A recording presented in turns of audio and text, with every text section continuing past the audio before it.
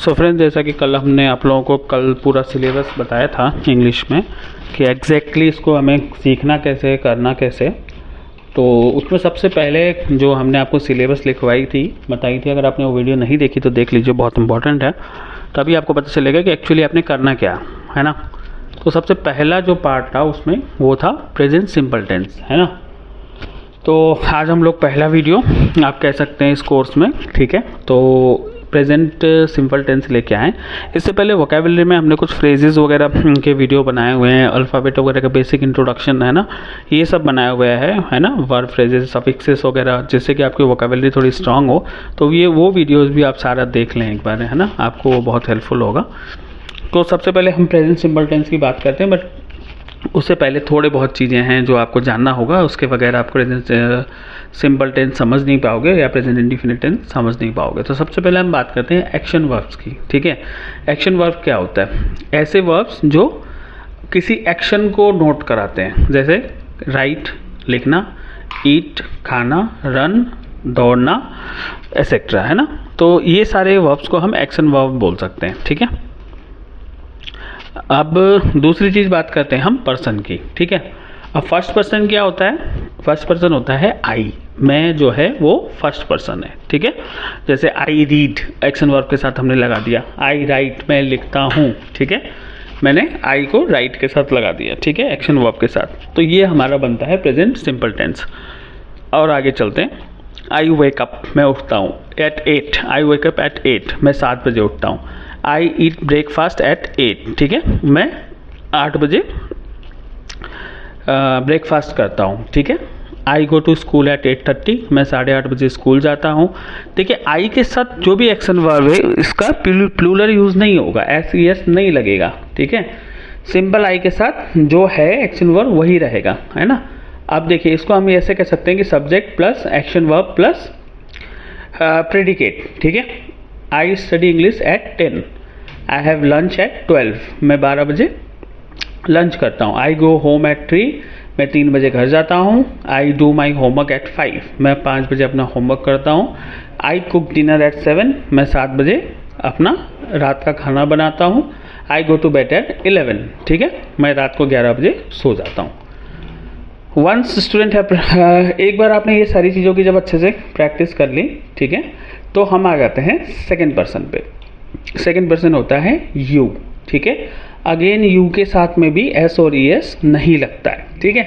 Example जितने जगह आई था वहाँ पे आप यू लगा दो। You wake up at 7 you eat breakfast at 8 तुम 8 बजे ब्रेकफास्ट करते हो। तुम 8:30 बजे स्कूल जाते हो। You go to school at 8:30 you study English at 10 तुम 10 बजे इंग्लिश पढ़ते हो। यू हैव लंच एट 12 तुम 12 बजे लंच करते हो, ठीक है। ये सारे के सारे हमारे सेकंड पर्सन हो गए। अब थर्ड पर्सन के साथ में ना प्रॉब्लम है। थर्ड पर्सन जो है वो गेट नहीं होगा, वो गेट्स अप होगा। जैसे I get up at 7 o'clock था ना, अगर हम यहाँ थर्ड पर्सन उसकी बात करें, जैसे हम यहाँ ले लेते हैं रमेश की, Ramesh gets up at 7 o'clock। Get के आगे हमने एस लगा दिया, राइट, ठीक है। इसी तरीके से ही सी के आगे भी एस लगाना पड़ेगा। जैसे सी गो टू स्कूल एट 9 नहीं होगा, she goes to school eight 9 होगा, ठीक है। इसी तरीके से ही वेक्स अप एट 8 होगा, वेक के आगे एस लग जाएगा, ठीक है। तो ये आपको ध्यान रखना है। आई और फर्स्ट पर्सन और सेकंड पर्सन आई और यू के साथ में वर्ब का सिंगुलर फॉर्म यूज होगा। थर्ड पर्सन के साथ में एस और ई एस यूज होगा, ठीक है। अब आगे आ जाते हैं हम लोग नेगेटिव सेंटेंस में क्या होगा। नेगेटिव में ही के साथ में या शी के साथ में आप डज लगाइए, ठीक है, और फर्स्ट पर्सन और सेकंड पर्सन के साथ आप डू लगाइए, ठीक है। कैसे मैं बताता हूँ।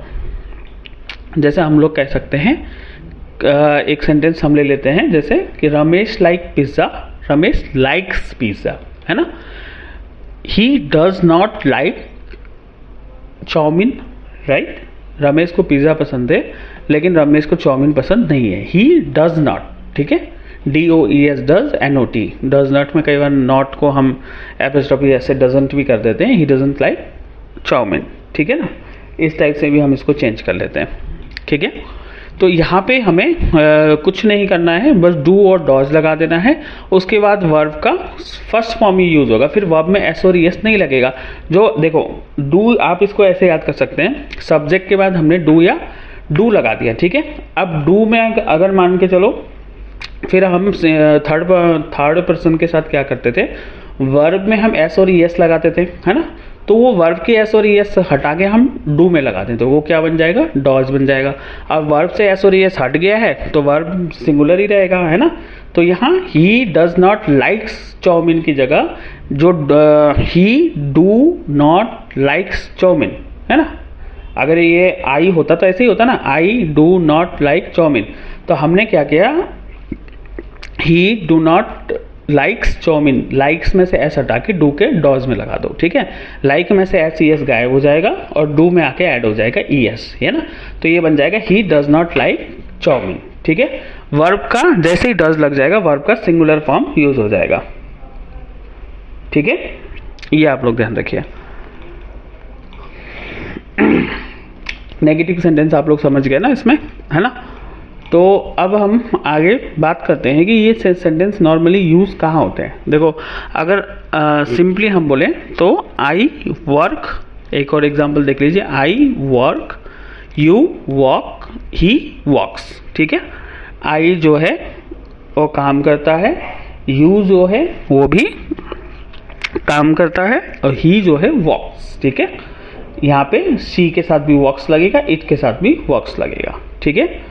अच्छा, जैसे ही वर्ब प्लूरल हो जाएंगे, ठीक है, तो सॉरी जैसे ही फर्स्ट पर्सन प्लूरल हो जाएगा, वैसे ही ये जो आपका वर्ब है वो सिंगुलर हो जाएगा। कैसे, वी वर्क होगा, ठीक है। वी में एक से ज़्यादा लोग हैं, यू अगेन सेकेंड फॉर्म में तो वर्क ही होगा, ठीक है। दे में एक से ज़्यादा लोग हैं तो ये वॉक्स हट के वर्क हो जाएगा, है ना।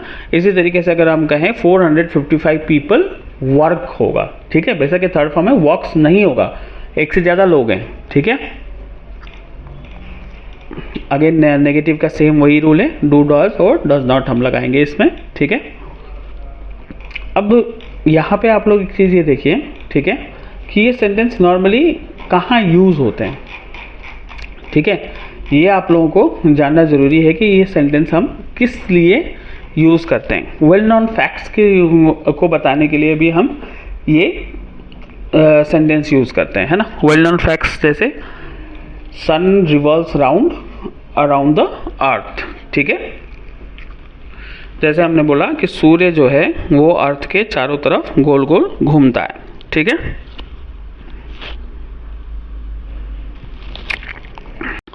ठीक है, इसी तरीके से अगर हम अगले एग्जाम्पल की बात करें तो हम कह सकते हैं अब मैग्नेट अट्रैक्ट्स आयरन, एक मैग्नेट का टुकड़ा जो है वो लोहे को अपनी तरफ अट्रैक्ट करता है, ठीक है। इस तरह के जो फैक्ट हैं और ट्रुथ हैं उनके लिए हम इंडेफिनिट यूज़ करते हैं, ठीक है।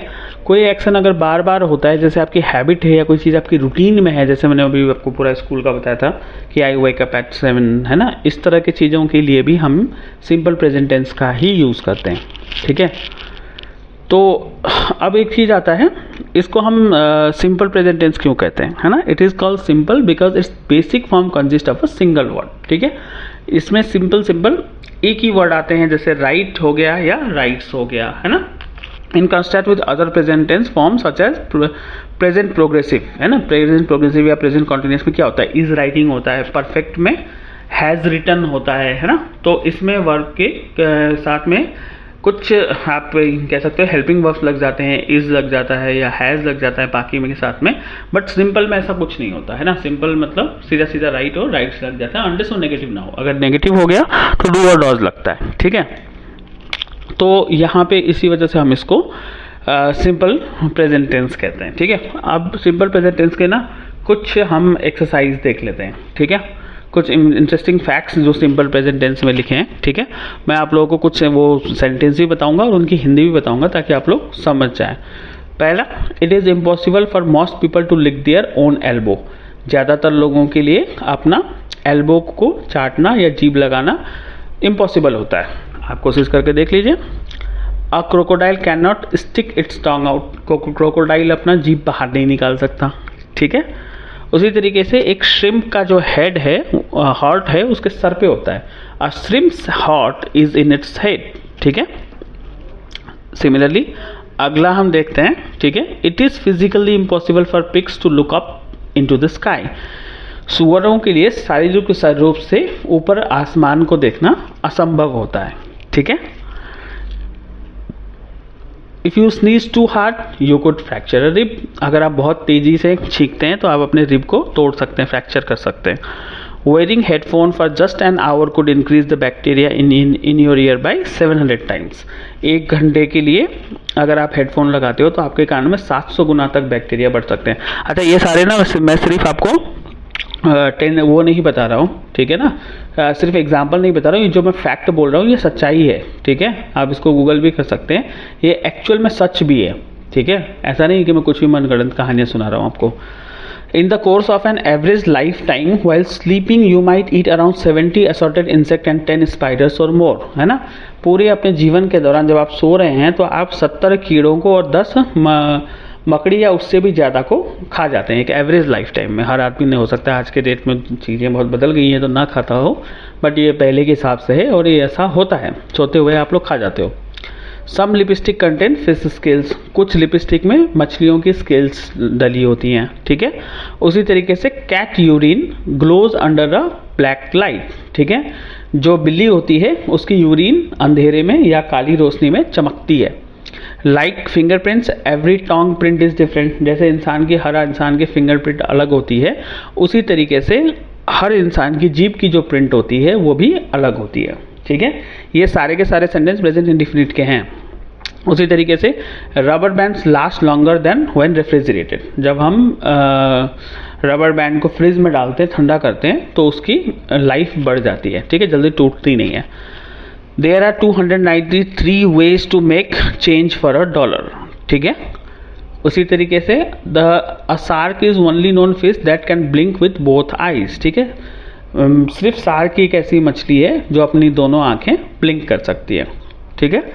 Dreamed is only English word that ends in letter MT। Dream, सपना, ड्रीम्ड, ठीक है, सपना देखा, एकमात्र ऐसा शब्द है जो M और T अल्फ़ाबेट से ख़त्म होता है, ये ध्यान रखना आप लोग। Almond are a member of the peach family, ठीक है। एलमंड जो है वो पीच फैमिली का मेंबर है।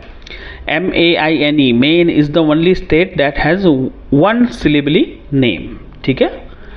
इसी तरीके से a cat has 32 muscles in each ear. एक बिल्ली के कान में 32 मसल्स होते हैं। And ostrich eye is bigger than its brain, ठीक है। एक ऑस्ट्रिच की आँखें उसके दिमाग से भी बड़ा होता है, ठीक है। A dime has 118 ridges around the edge, ठीक है। 2-3 सेंटेंस की मैंने हिंदी नहीं बताई, ये आप लोग कन्वर्ट करके मुझे कमेंट में बताइएगा, ठीक है। मोस्ट पीपल फॉल अस्लीप इन 7 मिनट्स। ज़्यादातर लोग अपने बिस्तर में पढ़ने के बाद 7 मिनट में सो जाते हैं, ठीक है। स्टीवर्डेसेस, STEWARDESSES is the longest word that is typed with only the left hand. सिर्फ लेफ्ट हैंड से लिखी जाने वाली जो शब्द है, ठीक है, उसमें सबसे लंबा, जैसे कीबोर्ड का एक पैटर्न होता है ना, आप अपनी उंगलियों को ASDF में रखते हैं, बाकी JKL में अगर राइट हैंड यूज़ ना हो और सिर्फ लेफ्ट हैंड के से लिखा जाने वाला जो सबसे लंबा शब्द है वो है स्टीवर्डेसेस, STEWARDESSES,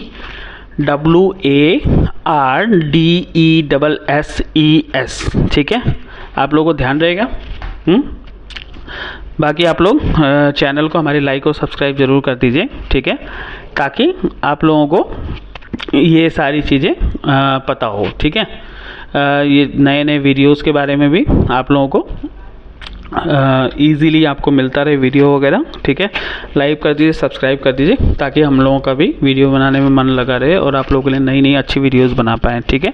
ये आप लोग थोड़ा सा इसको प्रैक्टिस कर लीजिए, है ना। आने वाले टाइम में कोर्सेज थोड़े से और लंबे हो सकते हैं, वीडियोज़ और लंबे हो सकते हैं, क्योंकि जब हम वोकैबुलरी में जाएंगे तो वहाँ पे आप लोगों को बहुत सारी चीज़ें वोकैबुलरी में सीखना पड़ेगा, बहुत सारे वर्ड सीखने पड़ेंगे, ठीक है। इसमें तो सिंपल रूल था, तो ये रूल को ना आप लोग फॉलो करके अपने हिसाब से 50-50 या 60 सेंटेंस कम से कम प्रेजेंट इंडिफिनिट में लिखिए, तभी आप लोगों को ईजी होगा, ठीक है।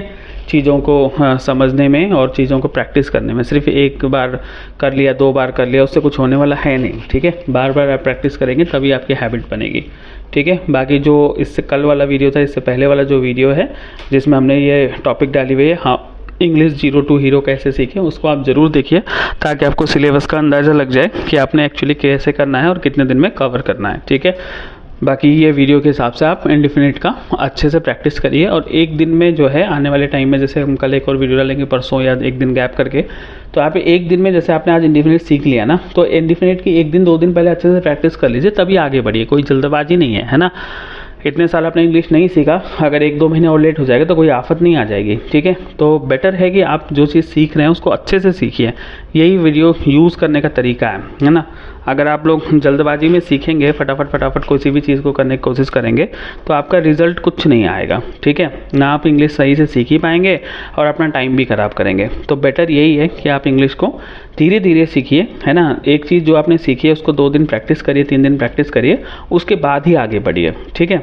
अगर आप नहीं इस तरीके से करेंगे तो उसका कोई बेनिफिट नहीं होगा। बाकी चैनल को आप लोग लाइक और सब्सक्राइब जरूर कर दीजिए ताकि आप लोगों को पास जो भी नए नए वीडियो आता रहे, ठीक है, वो टाइम से पहुंचता रहे। बेल आइकन पे